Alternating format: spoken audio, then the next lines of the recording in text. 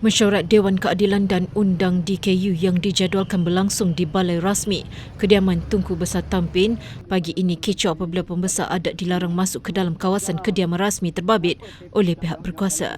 Kekecohan itu berlaku di luar pintu masuk utama kediaman terbabit sebaik pembesar adat itu tiba di lokasi berkenaan sekitar jam 8.30 pagi.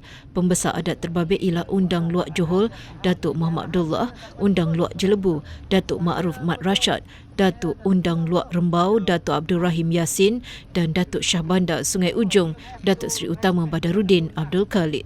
Turut hadir bekas Yang di-Pertua Dewan Negara Tan Sri Rais Yatim. Situasi kekecohan itu bagaimanapun reda apabila Tunku Besar Tampin Syed Razman Syed Idrus Al-Qadri tampil ke pintu utama dan mengarahkan pintu pagar dibuka. Berikutan itu pihak berkuasa kemudian memberi kebenaran kepada pembesar adat terbabit untuk masuk ke dalam. Arahan saya faham. Jadi arahan saya siapa nak ikut? Saya ketua, saya Datuk Undang tau. Ya. Ha?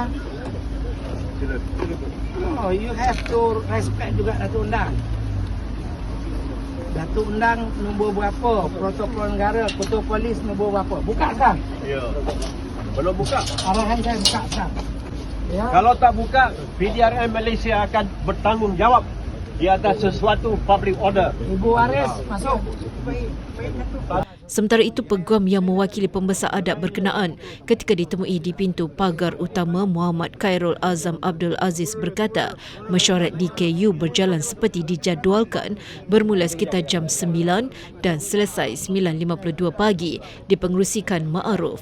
Beliau berkata 5 ahli DKU hadir kecuali Yang di-Pertuan Besar Negeri Sembilan Tuanku Mukhris Tuanku Munawir selaku pengerusi DKU. Turut tidak hadir Tunku Besar Seri Menanti Tunku Ali Ridaudin Tuanku Mukhris dan Undang Luak Sungai Ujong yang didakwa sudah dipecat Datuk Mubarak Doha.